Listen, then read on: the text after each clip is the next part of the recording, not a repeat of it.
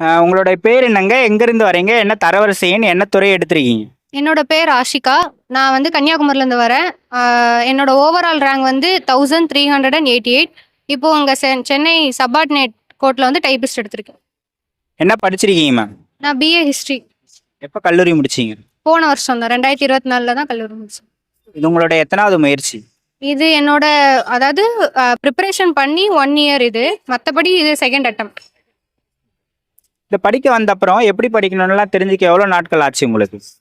அது நான் காலேஜ் படிக்கும்போதே இதுக்கான எஃபர்ட் போட்டேன். நான் ஓரளவு கொஞ்சம் ஐடியா இருந்தனால எனக்கு ரொம்பலாம் டைம் தேவைப்படல. என்னென்னா படிக்கணுன்ட்டு. மற்றபடி யூடியூப்ல வீடியோஸ் பார்க்குறது, அப்புறம் கிளாஸ் போடுறது, அந்த மாதிரி எல்லாமே ஓகேவா தான் இருந்துச்சு. தமிழ் நீங்கள் எந்த மாதிரி படிச்சீங்கன்னு சொல்லுங்கள். என்னென்ன புத்தகங்கள்லாம் படிச்சீங்க, எந்த மாதிரி படிச்சீங்கன்றதை ஷேர். தமிழ் வந்து ஃபஸ்ட்டு ஸ்கூல் புக் தான்.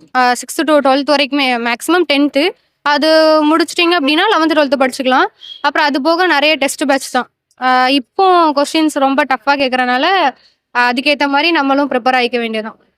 நெட்டில் இருந்து படிக்கிறது அந்த மாதிரி எடுத்துக்கலாம். சிலபஸ் ஸ்டிக் பண்ணி படிச்சீங்களா இந்த வாட்டி நீங்கள் தமிழ் படிக்கும்போது? இல்லைனா தமிழ் எப்பயுமே அட்டை டு அட்டை படிப்பாங்க இல்லையா? நீங்கள் எந்த மாதிரி படிச்சீங்க? நான் வந்து இப்போ சிலபஸ் சேஞ்ச் பண்ணாங்கல்ல இப்போ லாஸ்ட்டாக. அப்போ அதுக்கேற்ற மாதிரி இப்போ சிலபஸ் ஃபஸ்ட்டு பிரிண்ட் அவுட் எடுத்து வச்சுட்டு அப்புறம் டாபிக் வைஸாக கவர் பண்ணிட்டு வந்தேன். இப்போ அதுக்கு வேற ஒரு இன்ஸ்டியூட்லேருந்து மெட்டீரியலும் கொடுத்துன்னு வாங்கினேன். அப்போ அதுலேருந்து ஒவ்வொரு டாப்பிக்காக கம்ப்ளீட் பண்ண மார்க் பண்ணிக்கிட்டே வந்து அப்புறம் ஓவராலாக எல்லாம் முடிச்சதுக்கப்புறம் ஒரு டெஸ்ட் பேட்ச், அவ்வளோதான். கலைச்சொற்கள்லாம் எங்கே படிச்சீங்க? கலைச்சொற்கள் வந்து ஸ்கூல் தான், 6th to 10th வரைக்கும். ஆனால் இப்போ அதுலேருந்து கேட்குறது இல்லைல்ல, ஃபுல்லாக அவுட் சோர்ஸ்னால அது அந்த டைமில் என்ன இதாகுதோ அதுதான். ஓகே. இதில் 6வது யூனிட் இருக்கு இல்லையா, தமிழ் அறிஞர்களும் தமிழ் தொண்டும், அந்த யூனிட் எந்த சோர்ஸில் படிச்சீங்க? அது வந்து நான் ஒரு மெட்டீரியல் கலெக்ட் பண்ணி வச்சிருந்தேன். அதுலேருந்து அது போக நிறைய டெஸ்ட் அட்டன் பண்ணும்போது அவங்க வந்து எப்படின்னா அந்த இப்போ ஒரு அறிஞர் எடுத்துக்கிட்டோம் அப்படின்னா அவங்கள தாண்டி அவங்க எப்போ பிறந்தாங்க இறந்தாங்க முதற்கொண்டு எல்லாமே வந்து கவர் பண்ணனால ஓரளவு ஓகேவா, அது மட்டுமே படிச்சா போதுங்கிற மாதிரி இருந்துச்சு. திருக்குறள் அந்த 20 அதிகாரங்கள் அது எப்படி படிச்சீங்க? இந்த 20 அதிகாரமே மனப்பாடம் தான். ஃபுல்லாகவே எல்லா குறளுமே மனப்பாடம் பண்ணி பொருளோட சேர்ந்து இப்போ வந்து ஒரு குறள் எடுத்துக்கிட்டோம்னா அதுக்கு இதுதான் கண்டென்ட், இதுதான் மீனிங்னு தெரிஞ்சிட்டோம்னா அப்புறம் மனப்பாடம் பண்ணிக்கலாம். இப்போ நிறைய புரிஞ்சு படிக்கணும் இல்லையா இலக்கண பகுதிகளில், அதெல்லாம் எப்படி புரிஞ்சு தான் படிச்சீங்களா, எப்படி படிச்சீங்க? இலக்கணம் வந்து யூடியூப் கிளாஸஸ் தான். அது பார்த்து ஆல்ரெடி எனக்கு தமிழில் கொஞ்சம் இன்ட்ரெஸ்ட் இருக்கனால எனக்கு இது வந்து ரொம்ப பெருசாக டஃப்பாலாம் தெரியல. அதுவுமே அதான் ஒவ்வொரு டாபிக் வைஸாக எடுத்துகிட்டு அதில் யூடியூப்பில் தான் எதையாவது கிளாஸ் போடுவாங்களா அப்படின்னு பார்த்து அப்புறம் நோட்ஸ் எடுத்துக்கிட்டு அது சம்மந்தமாக எங்கெல்லாம் இருக்குது அப்படின்னு தேடி படிக்கிறது. தமிழில் எவ்வளோ கேள்விகள் போட்டீங்க? தமிழில் வந்து இப்போ டஃப்பாக கேட்டதுனால 85. மேக்ஸ் எந்த மாதிரி படிச்சீங்க? எவ்வளோ நேரம் ஒதுக்குவீங்க மேக்ஸுக்காக? போட்டு பார்ப்பீங்களா? அதை பற்றிலாம் சொல்லுவோம்.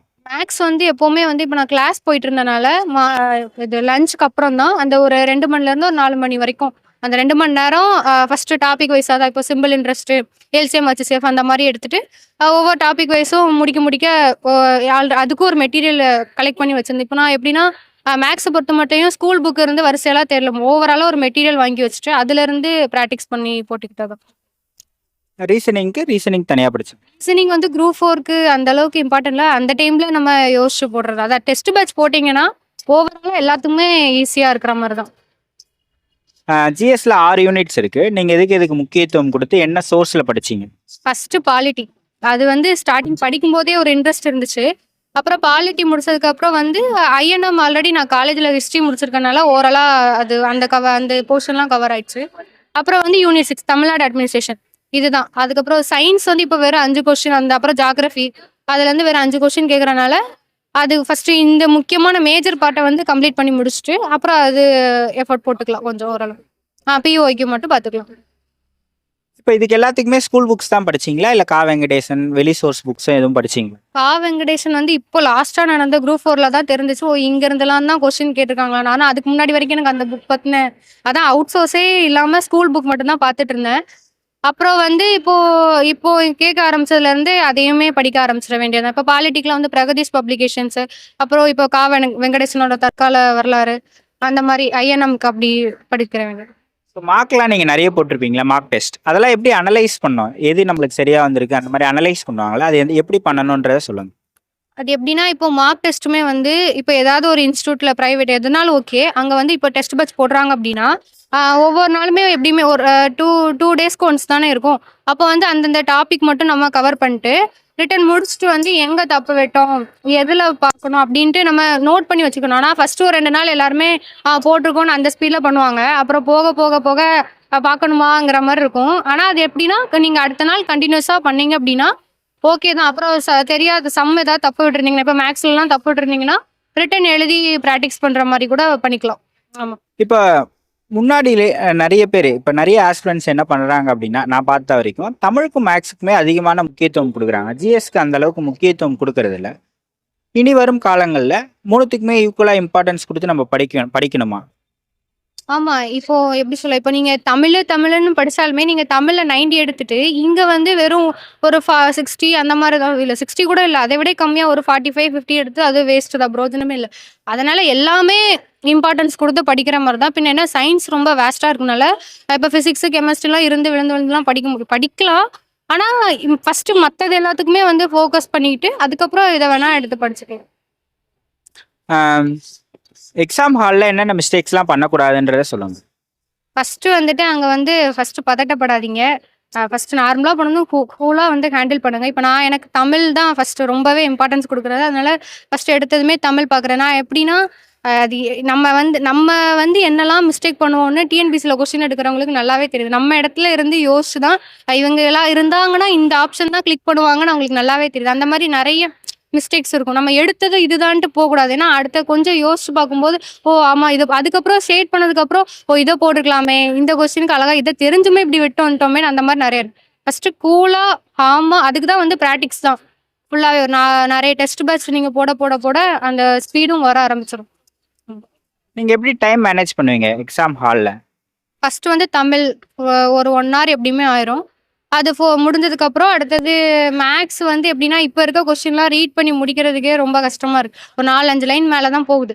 அதனால ஓரளவு ஜிஎஸும் நான் எப்படின்னா இதுக்கு தனி இப்படின்லாம் இல்லாமல் ஓவராலாக எல்லாமே கம்ப்ளீட் பண்ணிட்டு வர்றதுதான். அப்புறம் தெரியாத கொஸ்டின் வந்து நான் அதை டச்சப்பே இல்லை, வேண்டாம் விட்டுருவோன்னு அப்படி வச்சிருவேன். அப்புறம் லாஸ்ட்டாக ஷேட் பண்ணாமல் விட்டுருப்போம்ல, அப்போ அந்த கொஸ்டின் இது அப்படி அந்த டைம்ல யோசிச்சு போடுறதா, எங்கேயோ ஜர்க் ஆகும் அந்த படிச்சிருக்கோம்.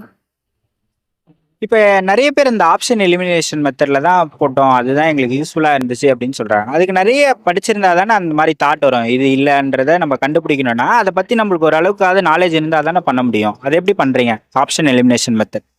ஆப்ஷன் எலிமினேட் பண்றது ஃபர்ஸ்ட் அந்த கொஸ்டினை 1க்கு 2 தடவை நல்லா ரீட் பண்ணணும். ரீட் பண்ணும்போது ஒரு ஆப்ஷன் இதுக்கும் அதுக்கும் சம்மந்தமே இல்லாமல் இருக்கும். அப்போ அதை ஈஸியாக எலிமினேட் பண்ணிடலாம். மீதி 3ல் இப்போ நம்ம தெரிஞ்சிச்சுன்னா இதுதான் கரெக்ட்னு போடலாம். சப்போஸ் இந்த கொஸ்டினுக்கு நம்மளுக்கு ஆன்சர் தெரியவே இல்லை அப்படிங்கிற பட்சத்தில் வந்து எங்கேயாவது ஒரு இடத்துல வந்து படித்த மாதிரி நம்மளுக்கு ஃபீல் ஆகும். அப்போ அதை வந்து ஓ இதுதான் அப்படிங்கிற மாதிரி நம்ம கன்ஃபார்ம் பண்ணி போட்டுக்கலாம். எல்லாமே கெஸ்ஸிங் தான், யோசிச்சு போடுற மாதிரி தான். இப்போ நீங்கள் காலேஜ் படிச்சுட்டு இருந்தப்போ ப்ரிப்பேர் பண்ணிட்டு இருந்தீங்க, முடிச்சிட்ட அப்புறம் தான் ஃபுல் டைமாக ப்ரிப்பேர் பண்ண ஆரம்பிச்சேன். காலேஜ் படிக்கும்போது அப்பப்போ ஸ்கூல் புக் எடுத்து காலையில் ஒரு மணி நேரம் அந்த மாதிரி ரீட் பண்ணுறது தான். காலேஜ் முடிச்சு ஒரு 2 நாள் தான், அதுக்கப்புறம் 3ஆம் நாளே இன்ஸ்டியூட் ஜாயின் பண்ணி அப்புறம் படிக்க ஆரம்பிச்சாரு. நீங்க எல்லாம் ஆசைப்பட்டதா இல்லை வீட்டில் படிக்க சொன்னாங்களா அப்பா? ஒரு சைடு வந்துட்டு அப்பா வந்து கவர்மெண்ட் பேக்ரவுண்ட்னால அது ஓகே, அங்கே இங்கே தான் செக்ரட்டரியில் ஒர்க் பண்ணுறாங்க. அது ஒரு பக்கம் இருந்தாலுமே நம்மளுக்குன்னு செல்ஃபாக ஒரு இது எப்படின்னா ஃபீல்டு ஒர்க்கு சோஷியல் சர்வீஸ் பண்ணணும்னு ஒரு ஆசை. பட் பார்க்கலாம், இப்போதைக்கு குரூப் 4ல் தான் கிடச்சிருக்கு. நெக்ஸ்ட் இனி குரூப் 2 போகணும், படிக்கணும். உங்கள் ஃபேமிலியில் எல்லாரும் சப்போர்ட் பண்ணாங்களா? படிக்கிறதுக்கு உறுதுணையாக இருந்தாங்களா உங்களுக்கு? ஃபுல் சப்போர்ட், எந்த டிஸ்டர்புமே கிடையாது. அதுவும் முக்கியமாக அப்பா சொல்லவே வேண்டாம். படித்து முடிச்சுட்டு தான் அதுக்கப்புறம் எதுனாலுமே அப்படிங்கிற மாதிரி தான் இருந்தாங்க. இந்த மூமெண்ட் எப்படி இருக்கு? இப்போ நிறைய வாட்டி நீங்கள் ரீல்ஸில் இதெல்லாம் பார்த்துருப்பீங்க, இந்த வால் எடுக்கணும் அப்படின்ட்டு. இப்போ ரியலாக நடந்தப்போ எப்படி இருக்கு உங்களுக்கு? உண்மையிலே அது எப்படின்னா நான் ஃபர்ஸ்ட் டிபார்ட்மெண்ட் தான். ஏன்னா இப்போ எனக்கு 2 மார்க்னால தான் இவ்வளோ இது. சப்போஸ் ஒரு 150 148 150 போட்டிருந்தேன் அப்படின்னா நான் நேற்றே கூட வந்துருந்துருக்கலாம், நம்மளுக்கு பிடிச்ச டிபார்ட்மெண்ட் எடுத்துருக்கலாம். பட் எல்லாமே போயிடுச்சு அப்படிங்கும் போதுல சரி கோர்ட் தான் இருக்கு அப்படிங்கும்போது சரி எடுத்துட்டு வரோம். அது ஆனாலுமே ஏதோ ஒரு வேலை கிடைச்சிட்டு அப்படிங்கிற மாதிரி ஒரு அது எல்லாருக்குமே இருக்கும் தானே. நீங்கள் இந்த ஜேர்னியில் யாருக்கு நன்றி சொல்லணும் அப்படின்னு நினைக்கிறீங்க? அப்பா தான் ஃபர்ஸ்ட் அப்பா தான். மற்றபடி அம்மா, அப்புறம் தங்கச்சி, அப்புறம் அங்கே நான் படித்த இன்ஸ்டியூட்டில் உள்ள அங்கே உள்ள மேம், சொல்லி கொடுத்த எல்லா டீச்சர்ஸு, எல்லாருக்குமே ஓவராலாக தேங்க்ஸ் தான். ஒரு முதல் முயற்சியிலேயே வெற்றி பெற்றதுக்கு நான் இதெல்லாம் சரியா பண்ணேன் அப்படின்னா என்ன சொல்லுவீங்க நீங்க? அதாவது எப்படின்னா இப்போ நீங்கள் இந்த ஃபீல்டில் தான் போகிறீங்க அப்படின்னு தெரியும் போது ஃபஸ்ட்டு காலேஜ் முடிக்கிறீங்க, டிகிரி முடிச்சுட்டு ஸ்ட்ரெயிட்டாகவே இந்த ஃபீல்டுக்குள்ளே இறங்கிருங்க. பாதி நாள் அங்கே பார்ட் டைம் வேலை பார்த்துட்டு இல்லைன்னா இங்கே படிச்சுட்டு இருக்கும்போதே இல்லை கிடைக்கலன்ட்டு இன்னொரு ஜாப் தேடி போகிறது அந்த மாதிரிலாம் பண்ணாமல் கரெக்டாக ஃபுல் டைமாக ஃபோக்கஸ்டாக இருந்து படிச்சிங்கன்னா நம்மளுக்கு இது போகணும், இதுதான் வேற வழி இல்லை, வந்துட்டோம் வேற வழி இல்லை, போகவும் முடியாது அப்படிங்கிற மாதிரி இருக்கும்போது ஃபுல் டைமாக படிச்சிட வேண்டியதுதான். இப்போ எனக்கு வந்து இப்போ நான் காலேஜ் முடிச்சுட்டு அப்படியே வந்தனால எனக்கு வேற எதுவுமே இல்லாதனால ஃபுல் டைம் இதிலே படிக்கிறேன். நோட்ஸ்லாம் எடுத்தீங்களா நீங்க? ஆமாம், கிளாஸ் போயிருந்தப்ப அங்கே ஒவ்வொரு டாபிக் அதான் ஒவ்வொரு சப்ஜெக்ட் முடிய நோட்ஸ் எடுக்கிறது. என்ன வயசுங்க? 21. மெச்சூர்டா பேசுறீங்க. ரொம்ப நன்றி. தேங்க்யூ.